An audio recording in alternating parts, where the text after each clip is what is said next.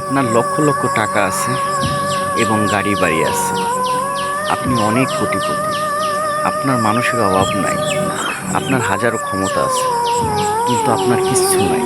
একবার চোখ বুজে দেখেন, এগুলো আপনার কিছুই আপনার সাথে যাবে না।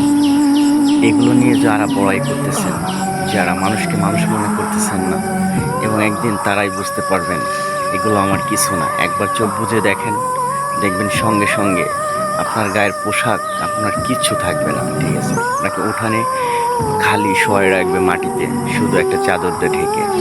আর যত সম্ভব আপনাকে দাফন কাফন করানোর চেষ্টা করবে, আপনাকে এই জমিনের বুকে বেশি সময় রাখার চেষ্টা করবে না।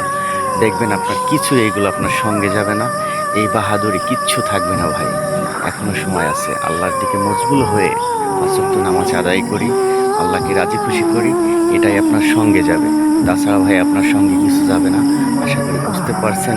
তাই আল্লাহ যেন সবাইকে হৃদায়ত দান করে আর আমাদের পাঁচ ওয়াক্ত নামাজ পড়া তৌফিক দান করে। আল্লাহ যেন আমাদের শরীর সুস্থ ভালো রাখে এবং যেন আল্লাহর পথে আমরা চলতে পারি। সবাই ভালো থাকবেন। আসসালামু আলাইকুম।